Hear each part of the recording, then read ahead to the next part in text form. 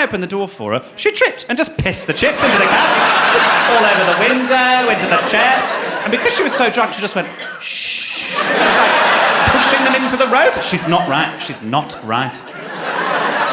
We've got now, as well, we've got a 24-hour Starbucks in Birmingham. Nobody asked for one. We've got one. The staff at 4 a.m, genetically closer to a moth. I went in at 4 a.m. It's only the once. I came back late from a show. I thought, I'll treat myself. I'll have a hot chocolate. Guy behind the counter obviously couldn't cope with daylight or anything. He was like, can I take a name? And I said, yeah, it's Joe. Can I ask why? He went, just in case the order gets confused. Looked around an empty Starbucks. I shuffled along to the service counter. Took him ages to make it. And then he went, hot chocolate for John. So to make a point, I just waited. Well, John will be here in a minute, won't he? Oh, he loves a hot chocolate, oh, John.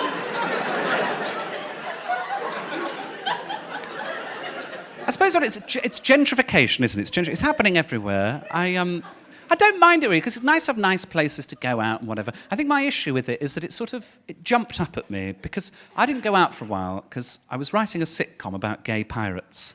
But I only got 2 lines of dialogue, which is one of the characters goes, where's the treasure? And then somebody else goes, you're a treasure. That's what I got. Something in it. But then I started going out, and there's all these jazzy bars now, all these sort of quirky places. There's a gin parlour in Birmingham now. I went into the gin parlour, I ordered a gin and tonic. I thought that was appropriate. Very quirky guy behind the bar, tattoos, piercings, beard. He was like, we have 200 different types of gin. Is there a type of gin that you've had before? I was like, yeah, I think it was Asda Price. I think it was. Didn't have it, so not that exclusive. Had a vodka Diet Coke in the end. And I got chatting to this guy who was very thin and very pallid. He looked like someone had dressed up a mini milk. He didn't look right. And he was chatting at me, mile a minute, for about half an hour. And then after about half an hour, he went, oh, I've lost my Coke. And I think because I was drinking a Diet Coke and I was a bit drunk, in the moment, I thought he meant Coca-Cola. So I was like, well, where'd you have it last? He's like, in the toilet. I was like, there's no flat surfaces in there. You must have left it on the floor or something. He's like, no, I've lost my Coke. I was like, well, I'll get you some Coke. Still thinking he meant Coca-Cola. He's like, what, do you know a dealer? I was like, don't see how that's relevant. I mean, I know an art dealer I could call in the morning, but that seems very off-topic. I was like, I'll get you some Coke. So I started walking to the bar and then realised on the way to the bar what he actually meant. I'm now on a drugs run for some stranger. How did this happen? And I don't take drugs. I've no idea how you procure drugs. I know you can order them online now, which I find absolutely hysterical as an idea, that they can go, sorry you were out. We left 50 kilograms of smack with your neighbour. Did my cocaine arrive? No, but Saj is really mowing that fucking lawn. No idea how it works, do I? So I needed a wee, so I thought, I'll go and have a wee, I'll work out what to do. So I went into a cubicle, because I get stage fright, I can't urinate next to other men, and thank you for laughing, it helps. And I went for a wee at my knob, and I popped the lid down on the toilet, and behind the lid was this little packet of powder, and I can see how he would have missed it just slipped down the back, but it created this moral quandary, really, because I don't have a problem with people taking drugs. Do whatever you like with your life. But I know cocaine, particularly, the way it's produced, the way it's brought into the country, there's a lot of blood on it. Pretty much every gram somebody dies for it. It's a really horrendous industry that you're funding if you take it or buy it, and it makes me very uncomfortable and sad, really. But also, it's not my property, it's not up to me, it's not my decision, so I didn't know what to do. Anyway, I made £50. Little punchline for you there, you're welcome. Never so heavy. Oh, it's a bloody lecture now, it's a lecture. Do you know what, I was going to ask, I was talking there about not being able to use urinals. I've started to be able to do it. I was going to say I need some help, but that sounds really wrong. Basically, I went to the Glastonbury Festival for the first time last year, and the toilets there... I have a rule. If you're doing a poo on somebody else's poo, you've made a wrong decision in life. Let's reassess, let's think things through. So you just sort of have to get over yourself at Glastonbury. So about half the time now I can use a urinal, other half I still use a cubicle. But because I've never used a urinal before, I think I'm doing it wrong. So, by way of a cheer, who, when they're at a urinal, just gets the knob out? Okay. Who then does knob and balls? Right. I don't have any more options. This gentleman here, what was your name? Hello, Peter. What do you do? Not for a profession with your knob and balls. I treat myself. I sit down. You treat yourself and you sit down. I'm obsessed with you, Peter. Let's find out about you. So you've never used your... Surely you must have used a urinal at some point. Yes. Where are you from, Peter? I feel like you remind me of Mr. Tumnus. So, yeah, what do you do, Peter? Retired. Oh, you're retired? What are you doing with your retirement? Sitting down, having a piss? Watching me? Oh, lovely. How's it going for you? Boring. Boring. Oh. Ruined my big night, Peter. No, he said it with a smile on his face, I think. Otherwise, I might have to smash the shit out of him. So where do you live, Peter? Plymouth. Plymouth? Oh, well, God. Talk about boring, for fuck's sake. Jesus. So you've travelled then? Oh, lovely. Thanks for travelling. For you. For me? Oh, it's getting a bit sinister now. You're going to leave the wife in the Holiday Inn. Lovely. Okay, smashing, Peter. Well, have a lovely life. Bye-bye. So hang on. I do knob and balls. Is that weird? Yes. This gentleman here going, yes. What? One ball? How's that? Is that all right? What do you do? Sans balls. Sans balls. Oh. Bonjour. Sans balls. What a bellend. So just the tip, or do you unravel the whole thing? What are we talking? A fair bit comes out. A fair bit comes out. Is this your partner who's having an absolute breakdown next to you? A fair bit comes out. Oh, lovely, okay. Give me inches. No, actually, Peter's upset now. Peter's goes all the way down to the bottom and rattles round, I imagine. One day I might just do full trousers down. Fuck it, skin to the wind. Let's move off my knob. Yes, I want to talk now about my friend Claire. She is from Dudley. They have very thick accents in Dudley, you'll be familiar. She talks like that, like she's waiting to die. I love Claire, but she's a few condoms short of an orgy. She microwaves her clothes to dry them. She never cleans the microwave, so she always smells of baked beans. And coarse is the word for her. She's one of those friends you sort of feel like you have to apologise for her. You find it quite funny at the same time. We went to watch Mad Max at the IMAX. Brilliant film, recommend it. But midway through, there are these chastity belts. And she leant over to me very loudly in a very busy IMAX and she went, "Those chastity belts are shit." I said, "Well, why'd you say that?" And she went, "Well, as I always say, if you can get a poo out, you can get a knob in."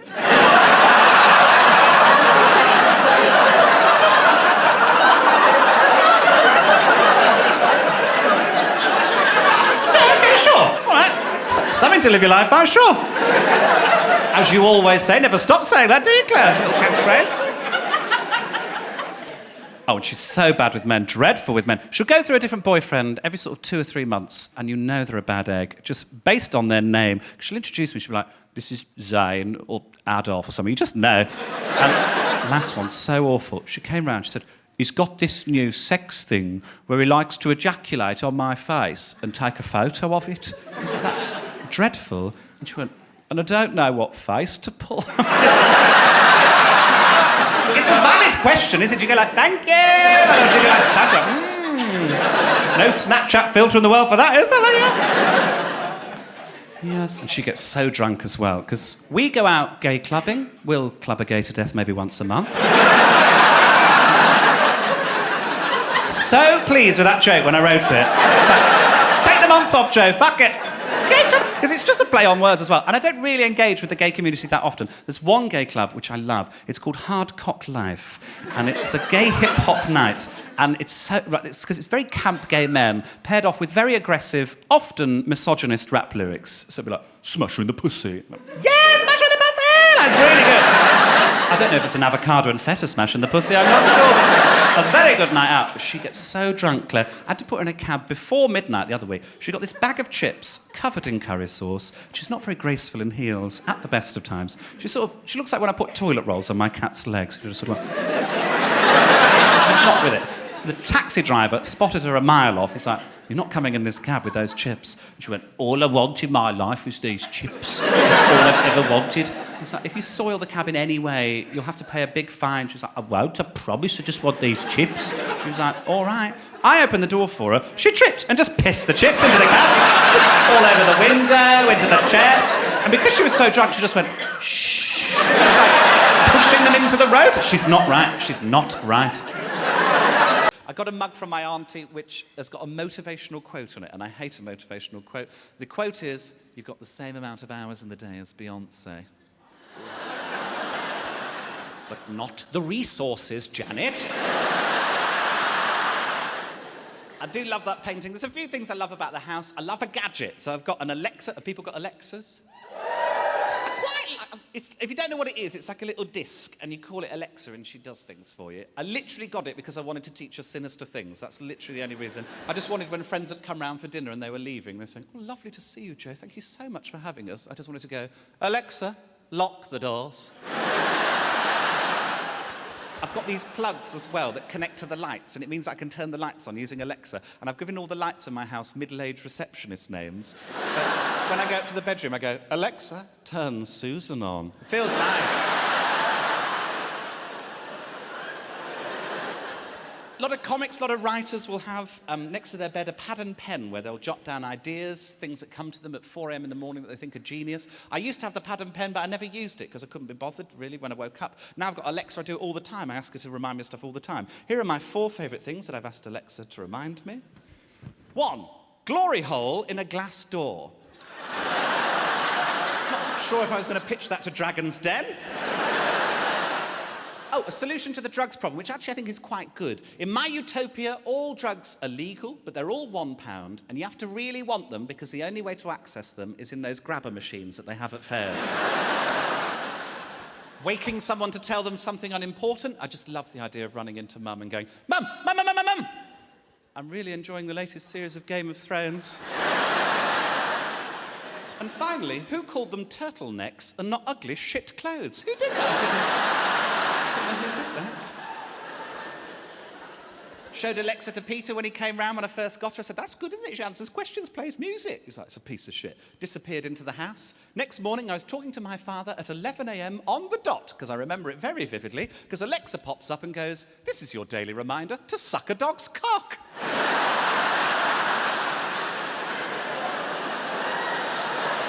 11 a.m.'s early for that, I feel. 3:45 at the earliest, I find, for sucking a dog's cock. I've also, another thing I love about the house, I've got an off-licence. I love the off-licence. It's an off-licence sort of grocery. Baz, who runs it, my new best friend, he came round to the house when we were doing the works, and I was outside, and he said, "Oh, can I have a look?" And I said, "Oh, yeah." And I showed him the attic. I said, "This will be my bedroom." And he said, "What do you do?" And I said, "Oh, I'm a comedian." And he went, "Oh." And that was the extent of the conversation. Next day, I went into the shop. It was really busy. He ran up to me and went, "You didn't say you're a TV comedian." I said, "Oh, yeah, I've been on telly a bit. It's not that big a deal. Let's not make a fuss." And he went, "Gonna have fun up in that attic?" And I said, what do you mean by that?" And he went, "With all the comedy girls." And I went, "Oh, chance will be a fine thing." You know, trying to be laddie. And he leant into me and he went, "You're a dirty dog." Anyway, Baz and I have been fucking in the attic for a while now. It's been marvellous. The reason I mention the off-licence is something happened there on the day that I got the house, and I still can't get my head around it. I went in to get a celebratory bottle. I thought that'd be nice to celebrate buying a house, exciting achievement. In front of me was a lad buying a 4-pack of lager beers. "Few tinnies with the boys, what's the game?" And I was here. There was a girl. It wasn't Baz on the till that day. It was a girl. She was probably about 18, couldn't have been much older. And she said to the guy, she said, "Can I see some ID?" And he went, "Fucking hell, for fuck's sake, this is fucking ridiculous." And then had ID. And showed it to her. And she looked at him and she went, "Yep, that's fine." And he paid for it and went out with his beers. And I went up with my bottle of Pinot Blush. I was like, he was really full on, wasn't it? Really aggressive and horrible. And she went, "He's in here every day, and it's always the same."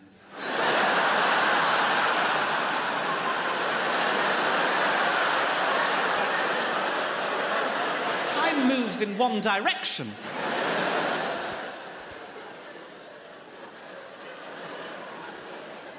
Because I've been in my childhood bedroom most of my life, I've got no stuff, got no furniture. The amount of aunties and uncles trying to lump shit, coffee tables, mugs. Everyone's got a bloody mug to give you. I got a mug from my auntie which has got a motivational quote on it, and I hate a motivational quote. The quote is, "You've got the same amount of hours in the day as Beyonce." But not the resources, Janet.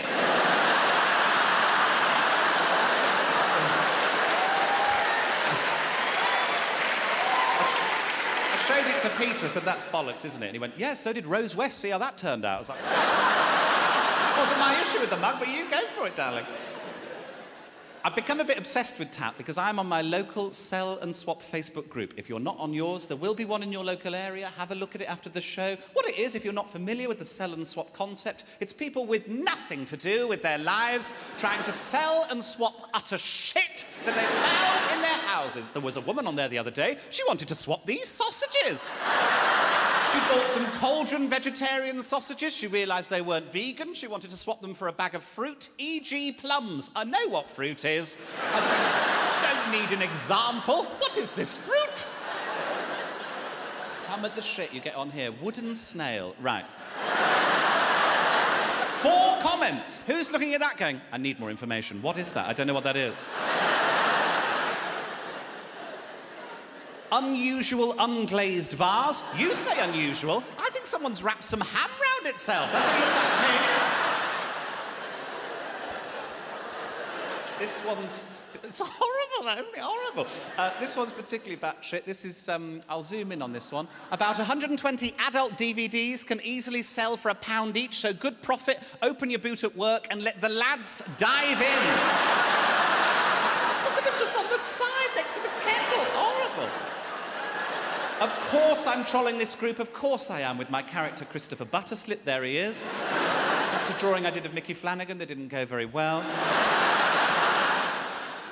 Done a lot of good work with Christopher. I'm very proud of the work I've done with Christopher. First thing I did, there was a girl, she was selling a Jean-Paul Sartre book for £4. She'd used it in her dissertation. She needed it no longer. She put it on the sell and swap. I got in touch with Christopher. I said, just out of curiosity, could you take a picture of the first page? And because she had nothing to do with her day, within minutes a picture emerged on the group. So then I put, and now the second page. I got to 5 pages before she realised I was trying to read the book through the pictures. Oh, this one was good fun. Little Sammy's grown out of these ocean pals. I've also got about 4 copies of the Gruffalo, looking to swap for something a bit more grown-up, she said. No, some of you are further along here. I suggested knives and saws. That's what I suggested. A nice selection of knives and saws.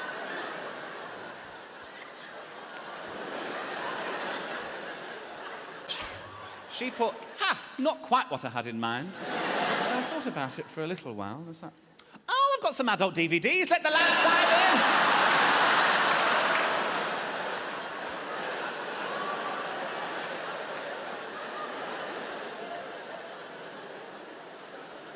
Favourite thing I've done on the sell and swap, it's pathetic this. I set myself up for a joke. I listed my own thing. I listed a bag of butter mints for £1. Christopher Butterslit, bag of butter mints, £1.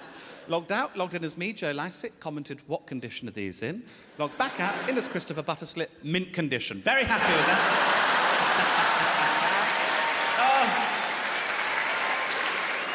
Oh. I'm a bellend, aren't I?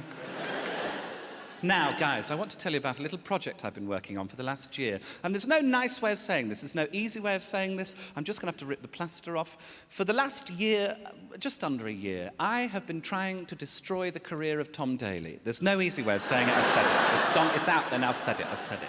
I should caveat all of this by saying I think Tom Daly's amazing in lots of ways. He's an Olympic diver. I'm sure you're aware of Tom Daly. He's gay. I think he was pushed into coming out as gay before he was necessarily ready. There was a lot of fuss about it from the gay press, and he's been a brilliant gay rights advocate in lots of ways. You might have seen that him and his husband Lance Black announced a few months ago that they're having a baby together. Shouldn't be a brave thing to do in this day and age, but it was. He got a lot of nastiness, and he's been serene throughout the whole thing, so I do think he's brilliant. However, I now want to slag him off. So...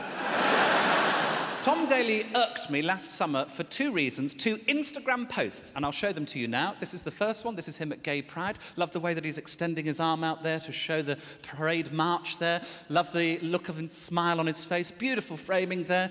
before I go into too much detail about this, what's going on with the hand? Where is the other finger? I've looked at it loads. I don't know if it's a lighting thing, whether it was edited out. I don't know how that happens. And I said, well, have you ever had oral sex? And he went, yeah. And I said, well, the mouth's not really meant for sex, is it? And he went, oh. And I said, I'll see you in hell. We've got a nice Facebook group, the King's Heath Neighbourhood Watch group. I'm sure you've got one in your local area. I'm sure yours is as batshit as ours. This is a sample post. There's a serial pooper who keeps going on Heathfield Road. Definitely human, and from the looks of it, likely the same person. Definitely human, likely the same person. What empirical data are we using for this, please? Oh, that's Martin again. We're very funny people. This wasn't a funny post, but they said the King's Heath Pet Centre was robbed last night. They broke in and stole a bunch of stock and money from the till. Horrible. First comment on this, any leads? It's so efficient, it's beautiful. I'll never write a better joke in my life. It's a nice place to live, King's Heath, nice place. Something made me love it a little less. About 4 years ago, I got in a cab, got into an Uber. And he was the lovely driver. The driver said to me, just started with Uber. I said, how are you finding it? And he said, oh, it's wonderful. I'd lost all my confidence. And now I can put food on the table for the kids and I feel so much better about myself. And I said, how do you feel about King's Heath? Because he lives there as well. And he said, oh, it's a lovely place to live, isn't it? But, you know, we do have our problems. You know, in schools, they're teaching kids it's okay to be gay. I was like, shit. Unfortunately, I've had to deal with quite a lot of homophobia recently. I've discovered that someone in my family is homophobic, which is really disappointing, I suppose is the word, because that's not who we are as a family. We're not homophobic. We're racists! I won't tell you which family member it is. I'll just tell you I've got 3 aunties. I've got Auntie Susan, Auntie Deborah, and Anti-Gay Marriage. And she's a born-again Christian, which is fine. I don't mind, be religious, whatever. But born-again is the gayest of the religions she could have chosen. It's so ostentatious. I'm born again. It's so over the top. Literally means you came to it in later life. That's all it means. By that definition, I'm born again anal beads. So I'm in the back of this Uber and he's saying they're teaching kids it's okay to be gay in schools. And I said, oh, it's a shame you say that because I'm bisexual and that affects me. And he went, oh, I'm so sorry, I don't want to offend anyone, I don't want to upset anyone. It's just, in my religion, the anus isn't meant for sex. And I said, well, have you ever had oral sex? And he went, yeah. And I said, well, the mouth's not really meant for sex, is it? And he went, oh. And I said, I'll see you in hell.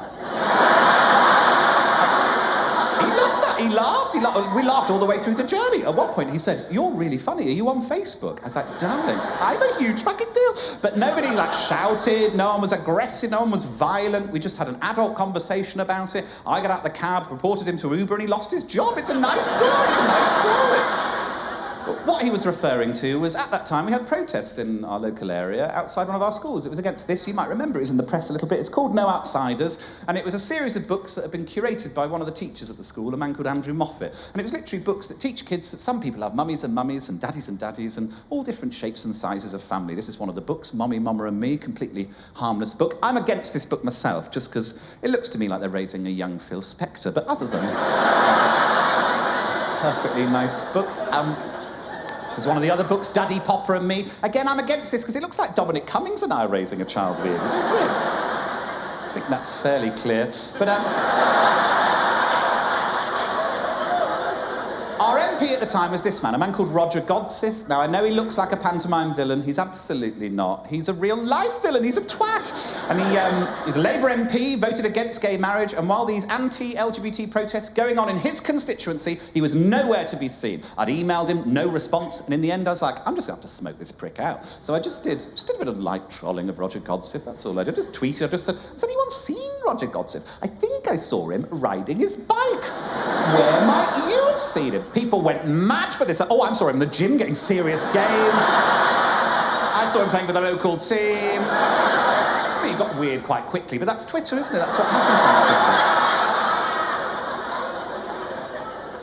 Twitter. But while Roger Godsiff was nowhere to be seen, these protests kept going on. They went on for weeks. And in the end, the protesters started speaking to the press, and they're saying mad shit like this. This is to the BBC. When it comes to sex and things, why are they teaching them that? Why can't they just teach them what they need to be taught? No one was teaching kids how to have gay sex. That's not what these books are about. They're literally teaching kids that some people have mummies and mummies, daddies and daddies, and all different shapes and sizes of family. No one would write a book teaching kids how to have gay sex. And then I thought, I would like to see that book. And, you know, sometimes if you want something to exist, you have to make it yourself, don't you? So this is A is for anal. I've been working on it for a while. It's a very simple concept in many ways. Very simple concept. Teach a child the alphabet and gay sex is a very simple concept. David Walliams gave me a quote which is so nice, and you didn't have to do that. So lovely of David Walliams. And we could play this together, boys and girls. Shout out, what do we think B is for, boys and girls? Balls. Well done, it is balls. It gets trickier. What do we think C's for? CBT, lovely thought. No, it's not, but there's no wrong answers here. Anyone else? Cock cage.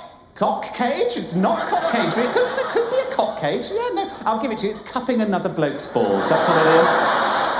What do we think D's for, boys and girls? Dark room, there's some queers in, there we go. Some of you might need to Google that is later. Some confused straight people looking at me there. What's a dark room? Just go to it. There's a place called Bolts that I'd recommend. Anyway, E's quite tricky. What do you think E's for, boys and girls?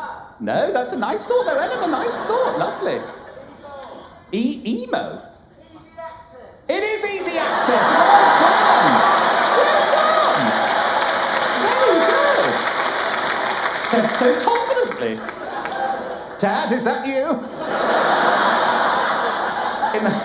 In Newcastle, somebody said, "Is it E? That hurts." It should be. It should be. I got it wrong. You're all going to get this one. Last one, boys and girls. After 3, what do we think F is for? 1, 2, 3. Fisting? It's fighting homophobia, actually. Fisting. That is disgusting. Fisting. This is for children. And you're shouting fisting. G is for gay. I put Alan Sugar.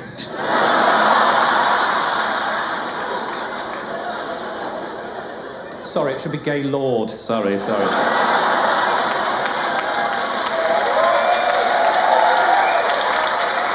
I'll rectify it when it gets to the publishers. Could send it to a few publishers. You can imagine the emails back. The day great Aunt Shirley left us, brackets died, is seared in my memory forever. A black and hopeless day. The only light in that endless gutter of grief was the Premier League footballer, Jack Grealish. My great Aunt Shirley was like a mother to me, nurturing and stoic, but also like a father, because she was obsessed with golf and left shits in the bowl the size of a small dog. She'd been in Birmingham's Huey Hospital for 8 days, in and out of consciousness, when the doctor, rushed and forlorn, told us that she was nearing the end of her life. The words were incomprehensible, because he was, as many staff are at the Huey, on cocaine. The sadness was soon dispersed by audible excitement outside in the wider ward. The sounds of tittering, doctors scrambling with their phones, and patients climbing from their deathbeds. "Owen G!" came one voice. "Look, Sandra, it's Jack Grealish!" Grealish was there on a visit to see some sick children and show them footballs and how nice he looked in his kit. He was stopping and taking photographs with whoever asked. Charming, handsome, thoughtful, and dare I say it, pretty fit. I knew I had to seize the opportunity even for the briefest of moments for her to meet Jack Grealish. I stepped out into the ward and approached tentatively. "Jack," I said, "my great Aunt Shirley has died. You are her favourite footballer. Might you sit with us for a while?" "It would be my great honour," he replied, bowing his head all the way to the floor. I asked if he was being sarcastic, to which he said, "Probably September," and we entered. Cousin Liz was quickly removed to make space for Grealish, because like the rest of the family, Shirley thought Liz was a loser. "Go and get a coffee or while you're there, maybe see if you can get a life," said my uncle Tim, handing her a fiver and his Costa Coffee Club loyalty card. "If you don't get a stamp, don't come back." "Great Aunt Shirley," I whispered, "it's your favourite football player, Jack Grealish." She stirred, opened her eyes, and began to cry. "My favourite footballer is Frank Lampard," she said. Far from hurt, Jack sat in the chair beside her, took hold of her hand, and led him to speak. "I'm I'm sorry I'm not Frank Lampard. If there was any way I could become Frank Lampard, to still your pain and soothe your soul, please no Shirley that I would do it for you. She smiled. You were a kind boy, she said, and dropped a tab of acid that had been provided by the hospital head. There, sweet Shirley, he said, taking her hand and softly rubbing the back of it with his thumb. I know you are frightened, but let us not dwell on graves and grief. Death is not to be feared. You reach your hand out into the abyss, and what do you feel? There is nothing to feel but love. Wherever, whatever next, it will not and cannot be without love. Remember, my dear Shirley, the words of Dylan Thomas. Though lovers be lost, love shall not. Shirley's mouth had begun to curl into a contented smile. From his words, but also probably because of the tab of acid. Thank you, Jack Grealish, she whispered. Thank you for everything. Don't thank me. I've told you nothing you do not already know yourself. Are you comfortable? Do you need anything? I am hungry. Might you get me a raw onion, she said. Astonishingly, Jack produced one from his pocket, which he began to eat like an apple. There is one thing you can help with, she said, raising her finger. My nephew, the irritating, effeminate one. She was now pointing the finger at me. His hot point fridge is just not cooling properly. A real man would be able to fix it, but he's a limp-wristed arse bandit with no applicable skills. Might you be able to restore it? Interesting, said Grealish, stroking his chin. Is it a faulty thermostat or dirty condenser coils? Neither, I said. This is all truth, unbelievable. I'll have it working by morning, he said. Hearing those words calmly and peacefully, Great Aunt Shirley finished her onion and slipped away, brackets died. Jack stayed with us, silent and less spoken to, fixing my hot point fridge, which I brought to the bedside. We said our goodbyes to Shirley's brittle body, and once I kissed her on her cold and sunken forehead, Jack took hold of the back of my head with his palms and looked into my eyes. Joe, I have fixed your hot point fridge. The refrigerant was leaking because of a faulty valve, he said. When a mountain appears unassailable, you will find a way.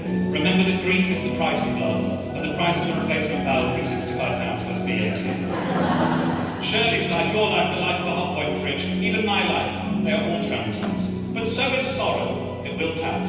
All of us are destined to return home one day, to see out the rest of the seasons, listen closely to the morning dew, smell faint winds of rice and wine, take earth and ash in our fists, sit in the light of the moon. Do not despair, dear Joe. Your legacy will live on, through your friends and family, but probably not through your artworks, which are undeniably shit. And with that, he slipped away, brackets left quietly. As he walked out, I heard him say to one of his minders, let's get out of this shit on, it smells like a fucking human abattoir. Thank you very much. You shouldn't do that. You shouldn't paint your nails. And I said, why is that, Linda? And she said, well, it's an essential part of being a woman, isn't it, wearing makeup? I'm sorry, do you think your husband Kevin's going to see this, get confused and try and fuck me? Is that the issue?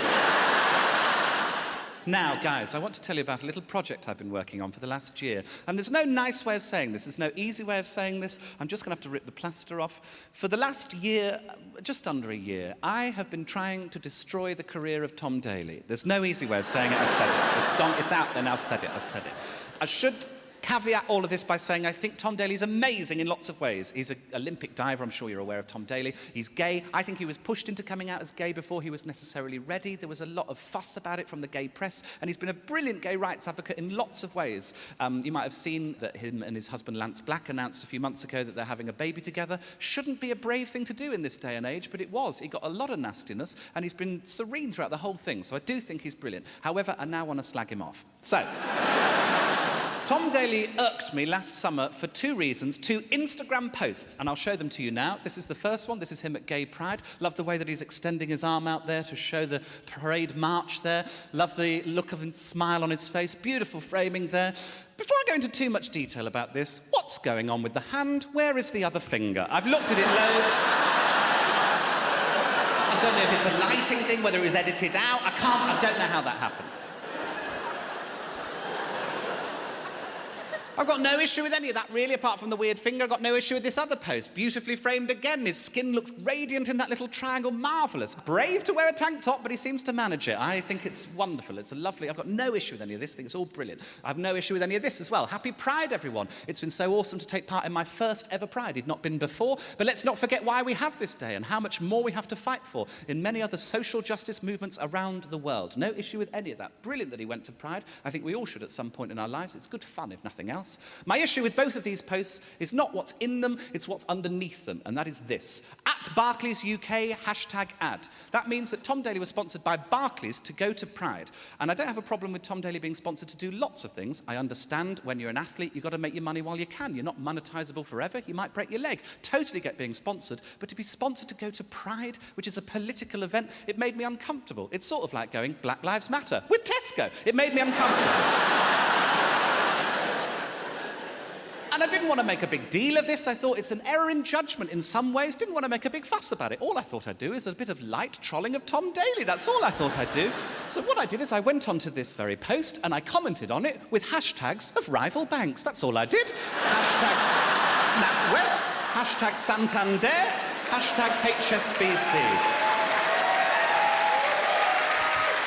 And for some reason, dozens of other people started doing it as well.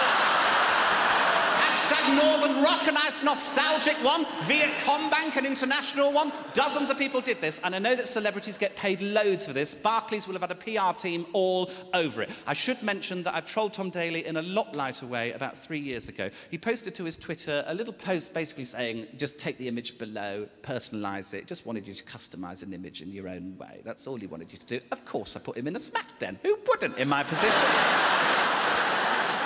Open bloody goal, Tom. So that was it, really, as far as I was concerned. I've done my post, other people have commented, point made. I felt an error in judgment, that was it. Next day, I get a phone call. It's from a friend of mine who's a photographer. He's photographed the Olympic diving team on a few occasions, and he's also photographed me. And he said, Joe, you need to go on Ross Haslam's Instagram. Now, I didn't know who Ross Haslam was at the time. He is another British diver who went to Budapest the day after Pride with Tom Daly for a competition. And he posted a video. The video you don't necessarily need to see. I will show it to you. It's a panoramic of Budapest. It's done weirdly. It's a portrait thing, but he's done it on landscape, which I don't understand. Also, the sound in the background's not great, so I will play it to you twice. But you can hear in the background Tom Daly's voice, and I just want you to listen out for it. Have a listen to this clearly now. Of the whole the lighting situation. Now, he might be saying the lighting situation, but I think Tom Daly says the Lyset situation. Have another listen just to double check. Of the whole the lighting situation. Does that sound like Lyset to you? I'm a situation. Not sure who he's talking to in that clip, presumably the assassin he's got to take me out.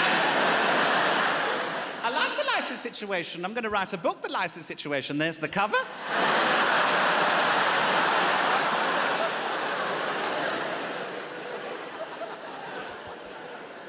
This has got out of hand. I'm a situation all of a sudden. I didn't want to be a situation. I just was a bit of light trolling and suddenly I'm a situation. But the more I thought about it, the more I thought, actually, in this regard, I do want to be a situation because I care about this shit. And I'll explain why. Pride is an LGBTQ plus event. There's a lot of letters there. And often Pride and its sponsors only focus on the G, often gay men with six-packs. But there's a lot of other letters there that deserve our attention. For example, T for trans. I've got a lot of trans friends at the minute who feel really attacked, feel really unsafe. They feel really attacked by the right-wing press. They feel more attacked by my mum's friend Linda. She's the sort of person who says, a woman's place is in the home, and then spends 90% of her time in all bar one. She's a basic bitch. And she said to me once, she said, trans people are unnatural, whilst eating a punnet of seedless grapes, the irony of which did not pass me by. She had a go at me for painting my nails. I paint my nails now. I do it for two reasons. One, I like the colour. Also, I bite my fingernails because they're delicious. And when I paint them, it stops you from biting them. It's the only thing that seems to have worked. And she said, you shouldn't do that. You shouldn't paint your nails. And I said, why is that, Linda? And she said, well, it's an essential part of being a woman, isn't it, wearing makeup? I said, I'm sorry, do you think your husband Kevin's going to see this, get confused and try and fuck me? Is that the issue? Extraordinary, a little change like that, the amount of comments you got. Of course I expected some, but not as many as I got. I also wear this coat in the winter months. Oh, I mean, I want to fuck myself right now. That is, thank you. Yes, it's a faux fur. It's a faux fur. I'm aware it's a ridiculous thing to put on, but I didn't expect the amount of comments. I expected some. My favourite was in Liverpool. I had just done a gig at the Slaughterhouse Comedy Club, which is a brilliant comedy club in Liverpool. I was walking back to the hotel. A group of lads walked past me, and one of them went, "Hey, mate, Pat Butcher called. She wants her coat back." And I'm a comedian, I deal with hecklers all of the time, so I went back with a really witty response. I went, shut up, stupid prick. I was so pleased with it, so smart, so in the moment. Well done, Joe. I think what Linda and what a lot of people get confused about with trans people is the difference between sex and gender. Sex is your XX, XY chromosome. That's what you're born with, not lots you can do about it. Gender is what's put on top by society and culture. All of the things that we take for granted. Things like women wear skirts and men ride horses and punch dogs. All of the things that we take for granted. And I understand that women get the thick end of this wedge. The narrow criteria in which women are expected to dress and behave is very restrictive. This was made clear to me in a WhatsApp group of lads that I'm in which this was posted recently. This is Build a Babe. You have to construct a woman out of these 4 categories. The face, the boobs, the butt, the legs. No, the personality, or how much she reminds you of mother. None of that. This was debated more than most wars. They went with the girl second in, I think, the 2 girls on the far right for the boobs and bum, and then the girl second in on the legs. I did a bit of photoshopping. Yeah, she's pretty fit. I mean, not my type. I'd change one thing and I'd be happy, but each to their own. Each to their own. It's quite daunting, that size.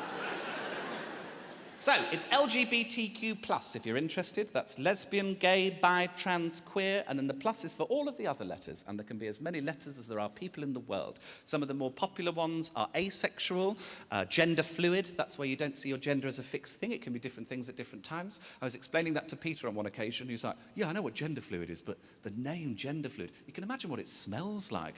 Fair enough. Gosh, I had a heavy night. Covered in gender fluid in the morning, I was. I wanted to write to you all to thank you for an amazing Queen's Heath Pride.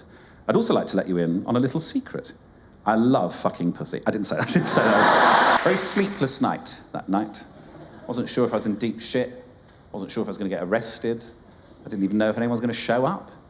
And then I woke up on the morning of the 26th of September last year, and this happened.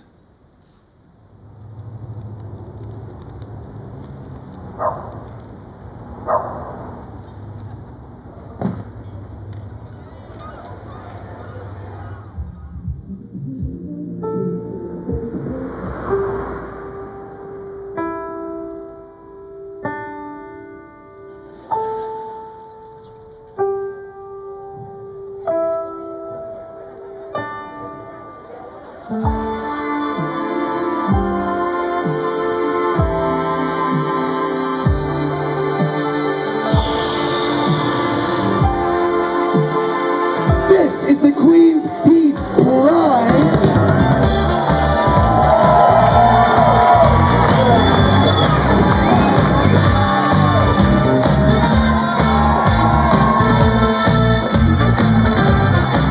Gay everywhere, gay everywhere.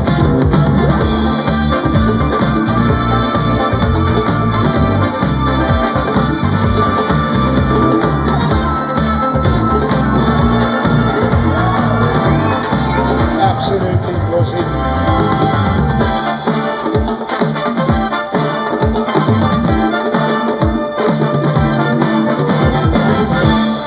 2,000 people showed up.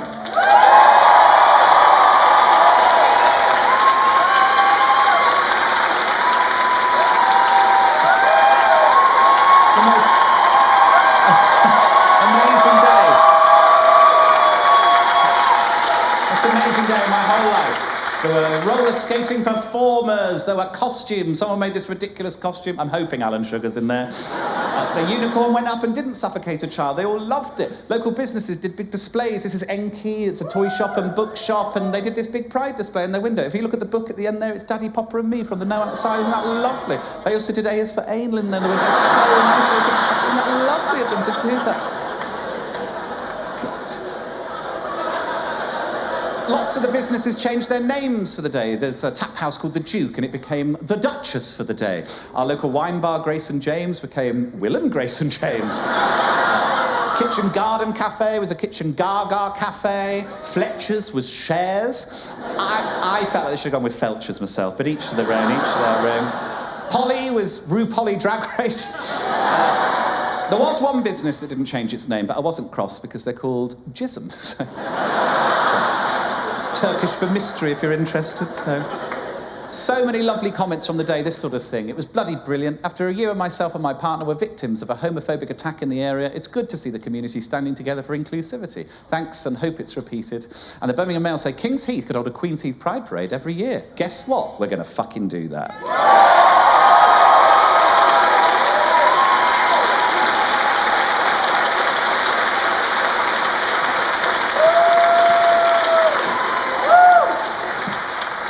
Adam Regan, who runs the Hare and Hounds, was quoted in this article as saying, "Nobody's expecting that amount of people on the day, so the police have asked for a meeting next time." Dodge that bullet! Thank you so much for coming to this very special show. I'm thrilled to have you all here in this beautiful venue, which I used to sell ice creams in, and I'm really, it's a very special place to me, so I love being here. I'm going to tell you one final thing before I fuck off. But what I will say is, by all means, tell people about the show and say, oh, gosh, James Acaster was very funny, or something, whatever you want to do. But just don't tell them what was in it, if you don't mind, because we're sort of in this little club now of people that know what happened in King's Heath, because lots of people in King's Heath don't know what happened in King's Heath. Lots of them do now, because I knew I was going to film this show, and I knew I was going to do it on tour, and I didn't want the people that had helped to find out secondhand and feel like I'd cheated them or lied to them in some way, because I'd absolutely lied to them. So just before the tour started, on Valentine's Day, I booked out the top room in the Hare and Hounds, about 100-seater, and I got as many of the people in as I could that had helped without even realising. People who'd done displays in their windows and tweeted about it and performed, all these different people. And we did I did a version of this show to them. I told them everything that I'd done. And we did a photo afterwards. Here we all are. There's Adam Regan there who runs the pub, and the people from Polly and Grace and James. And there's lots of them in the room tonight as well. I've seen people that Richard who posted, and lots of people, and Fat Butcher and Alana, and lots of people in this room that had helped out. My mum and dad also came, and in the one photo we took after 4 years' work, my mum completely obscures my face, which is nice.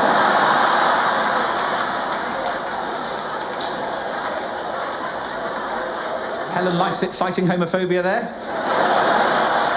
Thankfully, Precision Imaging were also there, so they fixed it for me, so that's good advice.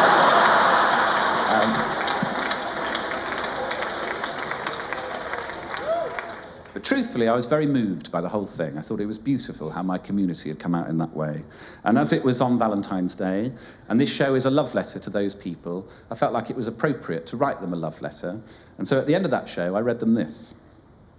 To the residents of Queen's Heath, my name is Joe Lycett, and I'm a comedian and your neighbour. I wanted to write to you all to thank you for an amazing Queen's Heath Pride. I'd also like to let you in on a little secret. I love fucking pussy. I didn't say that. I love it. I know that by and large, the people of this neighbourhood are immensely inclusive of LGBTQ+ people, and importantly, up for a laugh. A few years ago, against the backdrop of our local MP coming out in support of anti-queer protests outside schools, I hatched a little plan. My goal was to bring this inclusivity and tolerance to the fore, to turn us into a gayborhood. I decided it would be called Queen's Heath. I also wanted to get my house price up, because I wanted to fuck off an estate agent called Greg. Many of you have been liaising with a man called Ken Roberts at the Gayborhood Foundation. You were so kind and helpful to Ken, but it's time for you to know the truth, which is that he was me all along. If I'm entirely honest, I'm amazed none of you clocked it was me. I didn't hide my tracks brilliantly. Full disclosure, I've been shouting about Queen's Heath for years. How did you not spot this? It was me who came up with the name. How did you not spot that the man on the Facebook group is clearly the work of Lisa Scott Lee?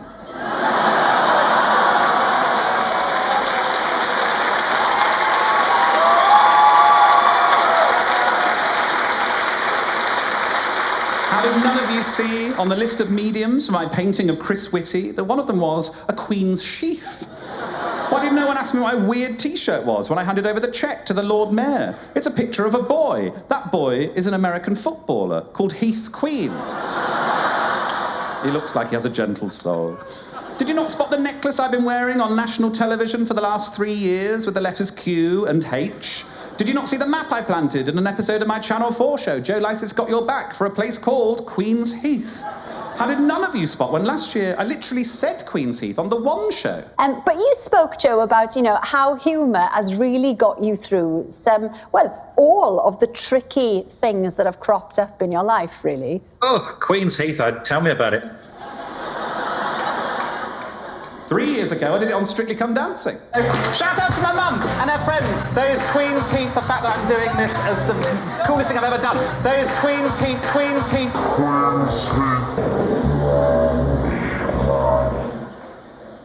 How did you not notice on the Gayborhood Foundation website, I'm up there smiling in the window.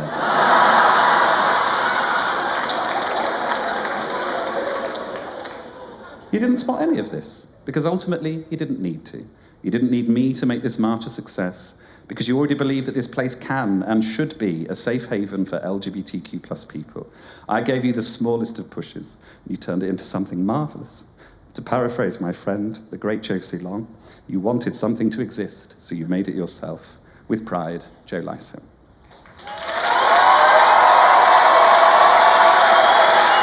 Amanda Holden, fundamental knobhead. I just don't like it. Don't encourage me, because I'm sure she's lovely. I think she's despicable. I've done that at different tour shows, and I do different things. We did gay landmarks in Salford when I did a show in Salford, and people did things like Anal of the North, that kind of thing. Somebody tweeted in, ouch fists.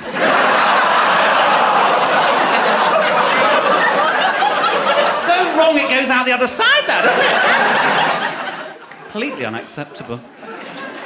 Let's move on. I want to talk to you today about Birmingham. So yes, I'm from... are you from Birmingham? Oh, which part of Birmingham are you from? Tamworth. Not Birmingham at all. Tamworth. Okay, lovely. Are you from Birmingham as well? Where are you from? Great Bar. Great Bar. Oh, lovely, smashing. I'm from Hall Green. Do you know it? Very well. Very well. Not that well. You're not outside my house. Because there's a Waitrose in Hall Green. That's the thing. We get the idea of the sort of quality of.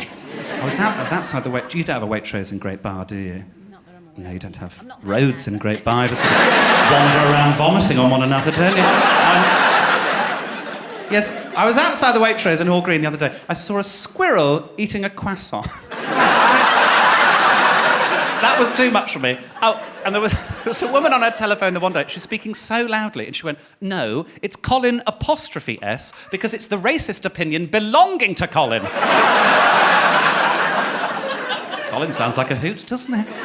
We've got an Aldi now, that's what we've got as well. That's caused upset with the locals. I like it, because it's the only place you can buy a pint of milk and a wheelbarrow wheel in the same shop. It's a great thrill. But, yes, I live in Hall Green with my mother and father, Dave and Helen, great couple of lads. All right. And this is my lad knee, by the way. Watchie! I don't know if there are any mothers in, or if anyone's had a mother, but my mother, a great worrier, my mother. She's got worse as she's got older as well. She bought me a first aid kit for the car. I do mainly motorway driving. Not sure how useful a first aid kit's going to come in a smash on the M6. I'm going to ring 999 and go, well, my condition is my legs are crushed to bits and I've got a bit of metal sticking out of my abdomen and according to this thermometer, are slightly higher than normal temperature. No, don't send the fire brigade to cut me out. I've got these tiny little scissors. She's also on social media as well. She searches my name to see what I'm up to when I'm away from home. She's not going to be pleased with Tracy's beaver, I can tell you that for a fact. She started replying to my tweets, and I try like jokes and one-liners on Twitter. I did one as an example. It was, did you know it takes 36 muscles to smile, but only one muscular guy in the gym to give me a boner? It's a silly throwaway joke, nothing to worry about. She replied, no, I didn't know that. Thanks, son. Got her back, though, because Wimbledon was on, so I did a Wimbledon joke. It was, why, when women play tennis, do they sound like they're having an orgasm? And why does my mother play tennis in the bathroom? She was livid! 120 retweets. Spin on that, Helen. It's a good day. So yes, live in Birmingham. Birmingham was described recently on Fox News, the reputable news source that is Fox News, as 100% Muslim. Salam alaikum. Alaikum salam is what you say back. Don't worry, we'll work it out. It's interesting that, because I was in the Middle East when that news came out. I was doing shows. I was in Abu Dhabi, Doha, and Dubai. Friends of mine told me not to go to the Middle East because they said that they don't like, and I quote, my lot, is what they said. Not sure what they mean by my lot. Presumably fly fishers. They jail homosexuals in those countries. Not sure of the logic of that one, really. Oh, you like men? We'll put you in a box with some. Not a punishment. Come on, try harder, lads. I thought that they stoned gays to death out there, but it's just that gays can't catch. Right. Structurally, a very good joke, that, but it's on the edge. I agree. Now... 100% Muslim. They said 100% Muslim. There's a sort of truth in it. There's a lot of Muslims in Birmingham, a lot of all cultures there. We're known for being multicultural, quite good at it, really. Our next-door neighbour's a Muslim. Saj, he's a lovely guy. Loves a fucking power tool on a Sunday, but he's a lovely guy. Shut up, Saj! One of the most famous Muslims in Birmingham is Malala Yousafzai. I don't know if people are familiar with her. If you don't, she's brilliant. She's an 18-year-old schoolgirl who was shot at by the Taliban for wanting to be educated. She now goes to Edgbaston High School for Girls. It's a private school. I don't think she pays the fees. I personally would hate to go to school with Malala Yousafzai. Can you imagine show and tell day with Malala, where they're like, OK, class, what have you brought in? Sally, let's start with you. And Sally goes, I've brought in this papier-mâché cat. OK, anyone else bring anything? Malala, did you bring anything in? This Nobel Peace Prize. Sally, you're a piece of shit. I'd hate to be a teacher as well. You want me to tell Malala off for anything? What are you doing on your phone, Malala? Texting Barack Obama, actually, so... Oh, sorry. Sally, you're a piece of shit. Poor Sally, just made her up. No, I was annoyed about that. I was annoyed when that news came out. I'm annoyed with Donald Trump as well. Little side project I've got going on. I'm trying to book Syrian refugees into Donald Trump's hotels. What's going on?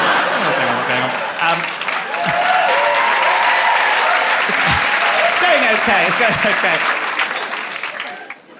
I was annoyed when Fox News said that we're 100% Muslim, because there's a subtext to that. When they say we're 100% Muslim, what they're saying there is that we should be worried about that. There's something terrifying, frightening about Muslims. I think we've got a problem. I think we're using the word Muslim far too quickly to describe people doing atrocities when they don't represent Muslims any more than I do. And I think we should be using a more accurate word for those people, which I'm going to argue is knobhead.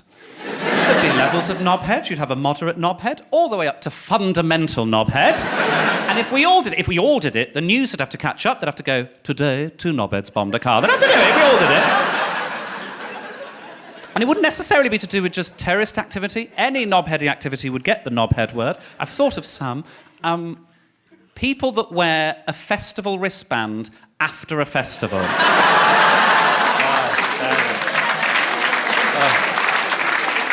I went to Reading. It's November, you're in a Costa, you're a knobhead. Couples that put a lock on a bridge, you're both knobheads. Sorry, hate that, hate it. Sanctimonious mothers, I've got to be careful here. I don't mean all mothers, just a lot of my friends are having children at the minute, and it's the sort of mothers that go, don't tell me how to raise my kids. And you're like, OK, but she is trying to eat a petit filou with an electric razor, so... You're a bit of a knobhead, aren't you? Ever so slightly. Amanda Holden, fundamental knobhead. I just don't like it. Don't encourage me, because I'm sure she's lovely. I think she's despicable. She did to our Les. Still holding on to that after 10 years. Oh, lovely bit of tequila. A child star. Having grown up in Birmingham, the bright lights of the capital seemed brighter than any I had seen. London was way different back then. No mobile phones, no Elizabeth line, no congestion charging zone. You didn't really have to respect women, and no one would judge you if you kicked a gay person. Simpler, happier times. And no branches of Lyon, Wasabi, or Five Guys. But there was, as there is now, and has always been, and is now, a Boots. As it always was. The young Joe Lycett stood outside Boots Piccadilly Circus, clutching his mother's hand with his mouth wide open, in complete flabbergasted wonder at the size and stature of that extraordinary branch. My mouth was also open because I'm asthmatic and makes it easy to breathe. To that boy in tunic, it was as if entering something else really big, like a car park or a field, but that car park or field is a Boots. Also perusing the shelves of Boots that day, picking up some ibuprofen and a sandwich, was Robert Peston. At the time, he was working at the Financial Times, a thin, bespectacled man with a perennial look of concern on his face. Fate and or destiny colluded that day, so that both Peston and I found ourselves staring into the famous long Boots sandwich fridge at exactly the same moment. "There's a lot of sandwiches, aren't there, little fella?" he said, smiling down at me. "This is all true." He was stood next to him, clearly angling for a prawn sandwich. I clung to my mother's leg, saying nothing. "Oh yes, there are a lot of sandwiches. You like sandwiches, don't you?" she said, encouraging me to engage. Yet I sensed from subtle muscle movements in her leg that she too was brimming with fear.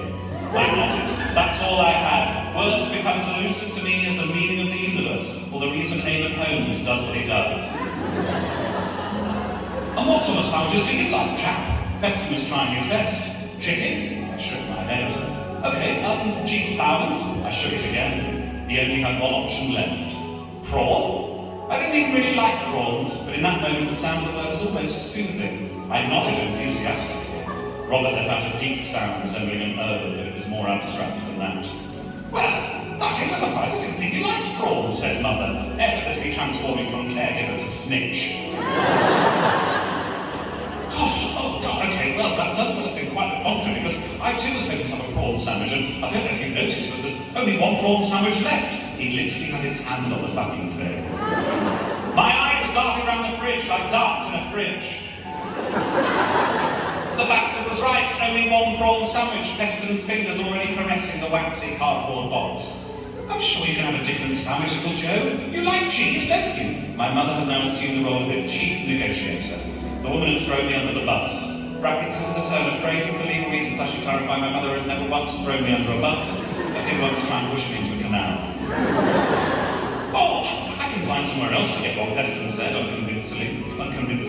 The saliva was practically dripping out of the guy's mouth for that prawn sandwich. "Don't be silly, Joe doesn't even really like prawns. You take it honestly," said the scab, my mother. "Cheers, little fella," he said as he floated away, gleefully holding what I would forever consider to be my prawn sandwich.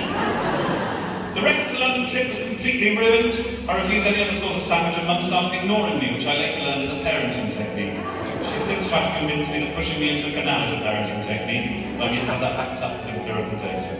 I refused to participate in all the auditions she'd lined up for me that day, and never auditioned again. Never got my chance to play ensemble in Oliver, or ensemble in Billy Elliot, or Annie in Annie. And what's more, I've become undeniably obsessed with prawns. On one day alone, I estimate I ate approximately 300 prawns. I began to throw them back like roasted nuts. They don't tell you on the packaging because they presume you only get to have a few, but eating 300 prawns is really bad for you. I began to take time out of school, missing other further sporting and academic opportunities, and my friendship group dwindled to one lad called Andy, brackets, his dad was a fishmonger. My parents remortgaged the house to fund my addiction, and eventually became financially destitute. This is all true. Until my father decided to buy some shares in the hope they could pull us out of the hole that we were in, and so he picked up a copy of the Financial Times. The details are blurry, but Mum spotted Peston's picture in the paper and put two and two together, and in their desperation, they tried to sue, using the company of the television adverts with the woman with the vile fringe that's over at Birmingham as her fault. She has no one but herself to blame for the fringe. To this day, not a penny's been clawed back. Peston's team put most of their eggs in the basket of Mum saying I don't really like prawn sandwiches, but annoyingly, if we don't win the case, we have to pay our legal fees and Peston's as well. So I believe the plan is to keep appealing until he dies.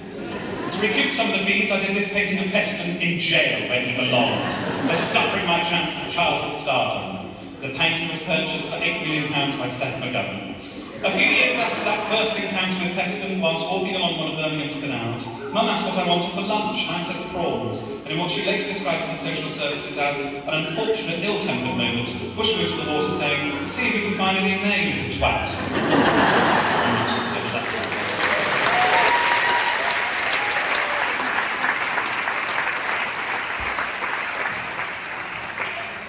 Another thing, what else is for morals.